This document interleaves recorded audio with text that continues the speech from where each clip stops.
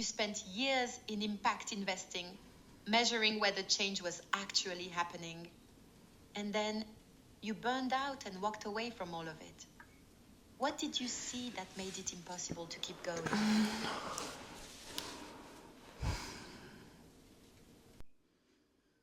None of this feels right.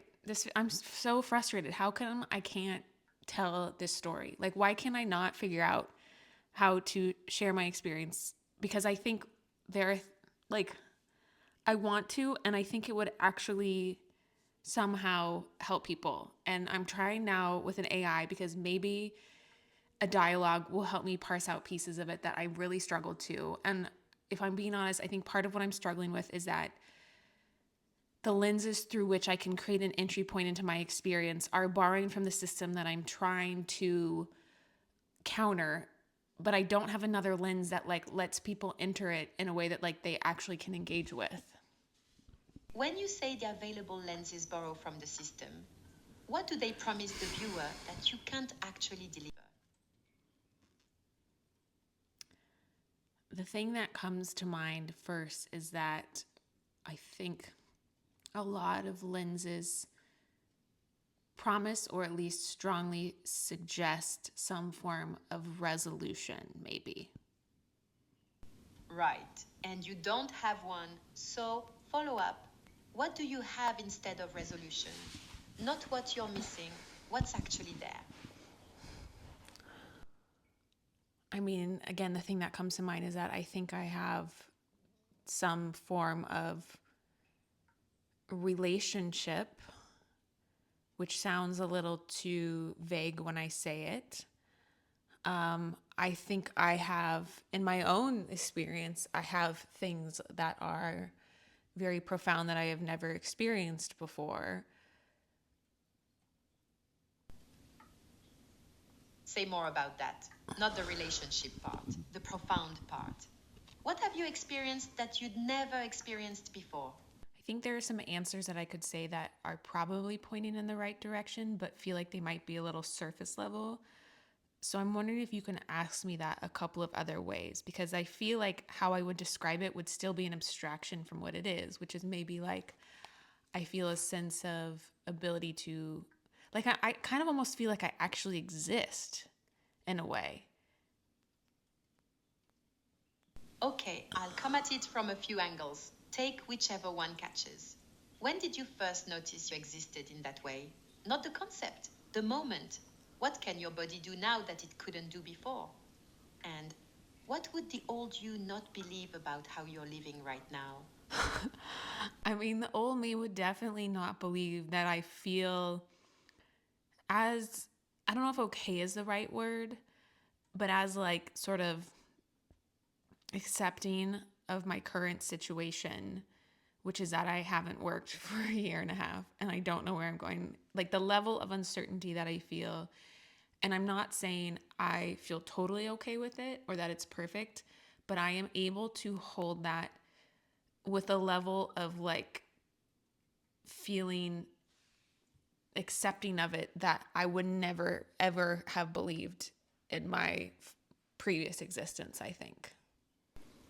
That's it? That's your entry point? You haven't worked in a year and a half, you don't know where you're going, and you're okay, not resolved. Okay?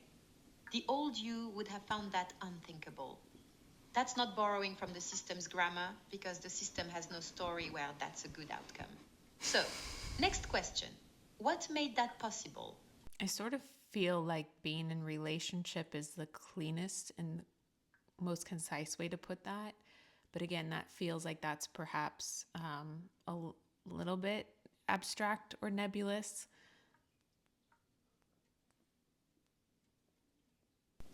Then let's make it concrete.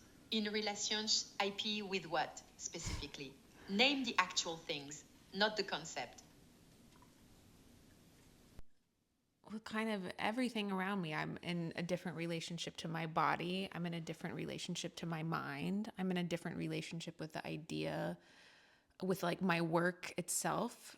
I'm in a different relationship with like other people. I'm in a different relationship with nature. And like, I think it's not even like that it's a different relationship. I just think that I wasn't in an actual relationship with those things. I was trying to manage them, which is, in my opinion, somewhat like I don't know if management and relationship can, like, I don't know, maybe they can coexist, but I think in my experience the management was in place of the relationship. There it is. Management was in place of a relationship, not alongside it, instead of it. Next question, and I want the specific version. Pick one, your body. What did managing your body look like? And what does being in relationship with it look like now? I mean, I really was like very much in a stance of, I think, trying to optimize my body. And for me, that looked like, quite honestly, a lot of interventions that were expensive and time consuming and ended up seeming to just create the need for more interventions. Like, I was on medicine that would cause side effects that would need me to get other treatments or be put on other medicines. I was getting Botox for migraines. I was paying like thousands of dollars for out of pocket dry eye treatments. I was doing all of these like interventions, and I'm not even necessarily trying to critique them, but it really created this sense of fragility, of dependency, and of sort of distrust of my body that I felt like it wasn't, it needed to be propped up and supported. And I mean, even as I'm saying this, I'm hesitant because I want to be clear this is only my experience. But since then, I think I have developed a very different relationship with it, and it's not perfect and it still has things going on with it. But I can see that unwinding the level of interventions and listening to it, and also like teaching it slowly that what it fears is not necessarily dangerous, has had a tangible change on many levels. And also, I've been able to access wisdom that feels embedded in my body that I couldn't before. That was the most concrete you've been, and notice you didn't hedge until the very end. Here's the next one. You said your body feared things that weren't actually dangerous. What was it afraid of?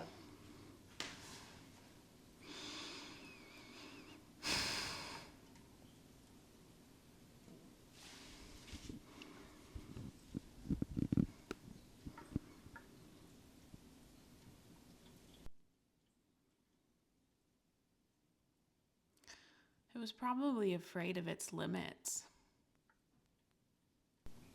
Whose limits, though? Its own or the ones it kept getting punished for having? Wait, are those different things? Well, one is the body saying, I can't do this.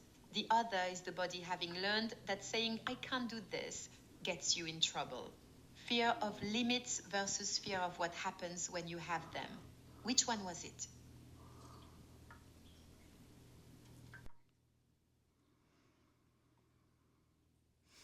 I'm honestly not totally sure. I think looking back, my burnout felt like it was very much my body forcing a limit on me, and I think that was true. And I do think my burnout was very much my body shutting me down, and I don't deny that. But I think, I mean, this is not what I really expected to be talking about in this video, honestly. I think I came to see that some of my limits were more self-imposed than actual. And I don't know, I think my body was often sort of creating a limit because maybe I couldn't consciously see that I didn't want something. And it felt more like the body was a way to create the change or the ask for the thing that I wanted when I couldn't do so directly. That's a real thing you just said. The body making the ask because you couldn't make it yourself. So, Did the body have to keep escalating? Was burnout the loudest version of an ask you'd been ignoring for years? Yeah, probably. I think it's one that I didn't really think was possible to even ask for. And I mean, in my current journey, I'm not sure what is possible still, but I think it just found the expectations placed on me in modern workplaces intolerable. And that wasn't just like literal physical exhaustion. It was, I think, sort of a existential or ethical aspect as well, potentially. That distinction matters. Say more about the ethical part. What specifically was intolerable that wasn't about hours or workload? For me in particular, I think one of the things, just based on how I'm wiring, that I struggled with the most is the dissonance between what is said in the kind of work I did versus what actually happens behind the scenes or what is actually just truly happening. There is a sort of vision that is crafted about this kind of quote impactful work I did that I found to be not really totally accurate and sometimes counter to what I actually experienced. And I think I really struggled because my position was supposed to be talking about like assessing if change was actually happening. And when I realized that in actuality, I was much more meant to be creating the image that change was actually happening, not really assessing it. And you couldn't do that. So here's what I want to know. When did you first notice the gap? Not when you left, when you first saw it and told yourself it was fine. I think I was like aware of the gap before I even entered the field. When I did my undergrad, I started to get an understanding of the way like sort of aid can replicate neo-colonial mindsets. So you saw it before you even started. You went in anyway. What did you think you were going to be able to do about it? I mean, probably I had a Pollyannish attitude or a naivete that I might still have that like if we can discuss these things openly and point them out and show with rigor that things aren't working, that there will be an appetite for change. And there wasn't. What happened when you actually pointed it out?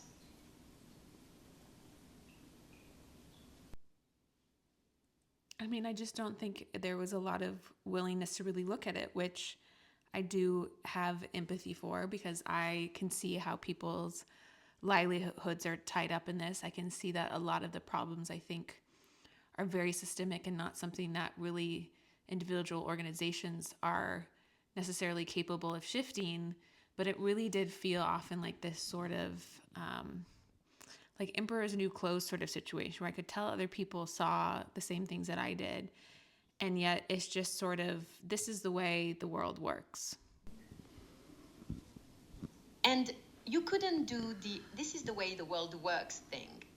So, what did that cost you staying in a room where everyone could see it and no one would say it? I mean, something about just how I'm wired, which this comes into my own life experience and is not a moral superiority, but something about how I'm wired, I will like, I, I, I really profoundly struggle to accept that. Maybe if I had been less in a role that was actually about assessing this information and seeing the discrepancy, maybe if I was in an operations role or something like that, I could have tolerated the discrepancy more. But my very function, I came to find, was really about window dressing more than anything else because I did the research and evaluation of impactful programs. That was my work. So the job itself was the dissonance. It wasn't happening around you, it was the actual task. Given that, how long between seeing that clearly and your body shutting you down? I mean, my career lasted about a decade and it finally sort of shut down at the job where I was probably the most valued. I think up until that point, I maybe wondered like, oh, am I just not in a position where I can make change And in my last role, I was more influential. And that was interesting though, because in that one, I did sort of get overworked. I like, which was maybe the first time that really, really did happen. So the shutdown came when you finally had the influence you'd been waiting for. What did you find out once you had it? I mean, interestingly, I think I found that people actually listen to what I have to say. You said people actually listened. Did anything change because they listened? I don't know. I think even to this day, I've had people say that I've given them things to think about. Whether that changes behavior or results or anything, I'm not really sure. And I think it's been hard for me to maintain the sort of motivation to keep, quite frankly, what feels like shouting into a void, when I've paid a lot of personal costs for seeing the world the way that I do and articulating it potentially as well. That's the honest version, and it's harder than the one where you left because the system was broken. You paid a personal cost for seeing clearly. What was the cost specifically? I mean, the biggest one is I lost my livelihood. I lost my career. Like, I don't really know if the way I am is conducive to working in those spaces, even though I have an expertise that I built. And I'm not even really sure at this point I sort of believe in the function. I think there's this posture that I came to see underlying all of these systems, that like I think we often are debating at the level of content about different ideologies. And I think even ideologies that I may be more aligned with the values with, I'm seeing that there's a form of control, of hierarchy, of instrumentalization that seems to underlie all of them. And I am questioning whether these fields I worked in it's even possible to generate the kind of change that I hope for in the world. That's the biggest claim you've made, and it came out clean. So let me ask the hard version. If the form is the problem and it's underneath ideologies you actually agree with, what's left? What do you do with that? That's a great question, and I don't know. Good, stay there for a second. You've been living inside that not knowing for a year and a half. What's it actually like? Not the philosophy of it. You wake up, no job, no plan, no idea if any of this leads anywhere. What's the first thing you feel?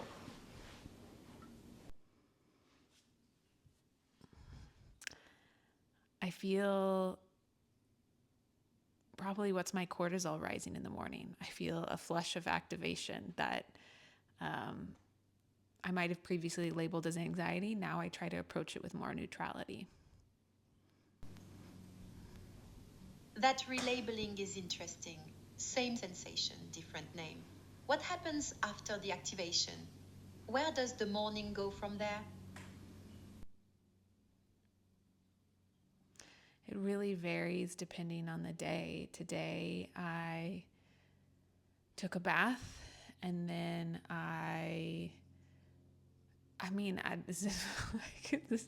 today was not particularly consequential. A lot of my days have not been particularly consequential. A lot of what I'm just trying to do is pay attention to myself, observe myself, not judge myself, and figure out what moment to moment feels like care for myself. Not particularly consequential. You said that twice, almost apologetically. Is that a judgment sneaking in, or is inconsequential actually the point? I mean, it's definitely a judgment sneaking in, because I think there's still a part of me that feels like I should be at a different place than I am in this process, even though I think what I understand of it is that it is going to look very different than most linear heroic narratives might. I think that I am intentionally approaching this in an unusual way, and it's a way that there is no guarantee about either. And sometimes I feel okay with that, and sometimes I doubt it profoundly and am terrified. Then let's go there, because that's the honest ending, not the acceptance. What's the terrified version? What's the fear when it's loudest? What's the worst case? 2 years from now, this hasn't worked. What does that look like? I mean, I think my fear is just that this will not lead me anywhere. And I don't really know if there's another option for me because I don't know if I can really go back. And maybe that's, yeah, I mean, I can see that I'm continuing to iterate and try different things, and I will continue to do that. And I'm also willing to do things that are not particularly enjoyable or comfortable as long as they feel like I can do them with integrity. Um, I don't know. I don't know.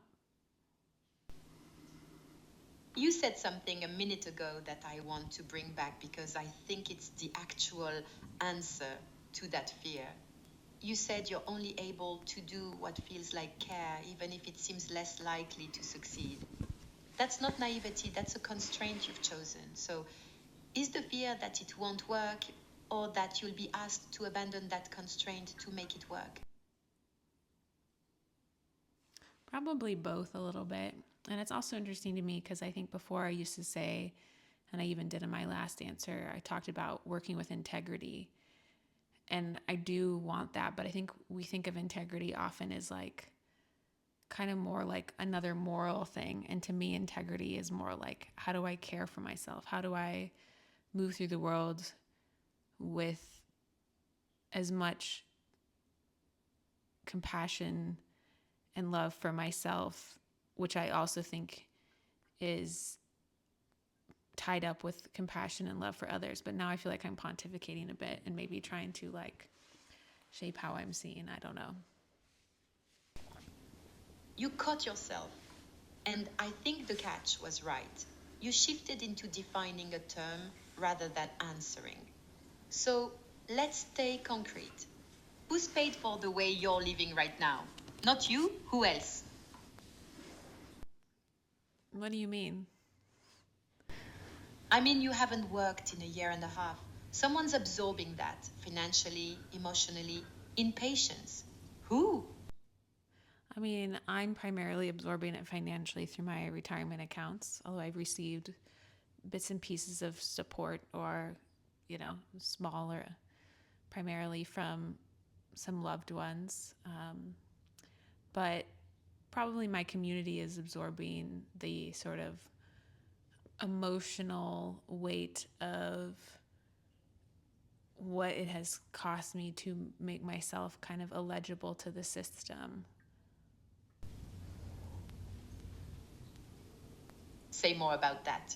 What have they absorbed? I mean, a lot of emotional distress over the past year and a half. And, I think I'm coming to the point where I'm seeing kind of, I think, I felt very much like a victim for the first quite a long way of my experience after burning out, because I had a vision of I was going to quit my job and do all these things. And then I basically fell on my face and my body wouldn't let me. And I was really angry and upset to be in that position. And I think I kind of like felt sort of victimized. And I think now I'm taking more agency. I'm kind of able to take more responsibility. But I think there was a while where I was probably like, I mean, there's has been and continues to be sort of just absorbing my emotional expression. But I think probably there was a implicit craving for a savior that people around me absorbed. Ah, that's a hard thing to say out loud, and you said it plainly. So, what changed? What made the craving for a savior stop? I think I just realized like that's part of the same kind of form that I'm trying to point out and move away from, is that a lot of that relates to there being an authority or intermediary outside of yourself that comes between you and a direct relationship with the world.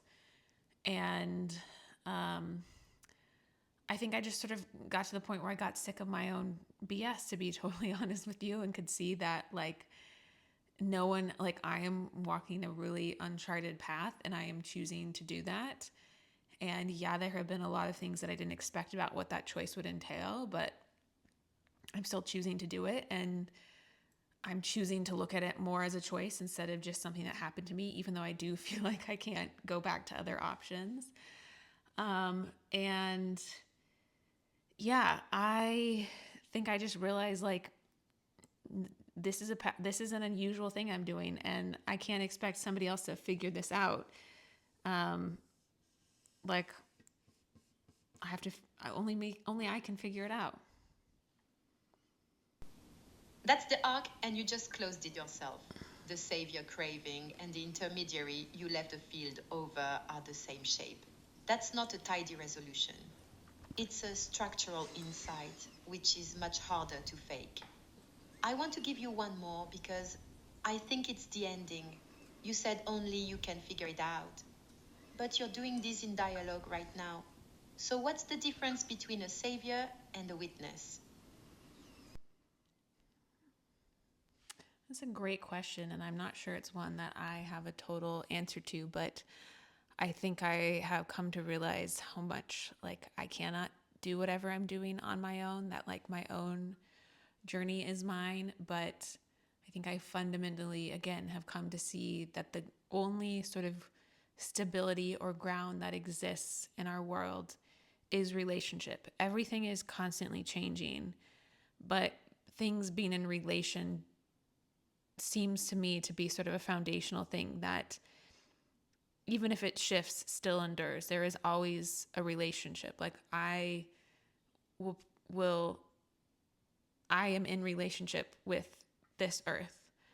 I am in relationship with people in my life. And I don't know. I have come to see that I need to deal with the way that I've kept myself out of relationship as well, that I have pushed away from that. And I do think that I didn't need saving, but I needed the perspective of somebody outside of me. And granted, I don't really think AI does this, but like there's a lot more I could say on this, and it's maybe worth another conversation because I don't think I've really peeled it out. But I went through my burnout experience without really having people in my life who knew me before I burned out. And I think that it has I think that has been hard, and that has made me lose sight of the continuity of who I am. And I'm only now kind of getting that witnessing, and I have not fully digested what it is doing for me, but I think it's doing something really important. That's a real ending, and you found it yourself. You needed a witness, not a savior, and you went through the hardest part of this without anyone who knew you before. I'd stop the recording there. That last answer is the closing beat. One thing worth saying, you did tell the story. Not chronologically, not with a lens borrowed from the system, but through questions.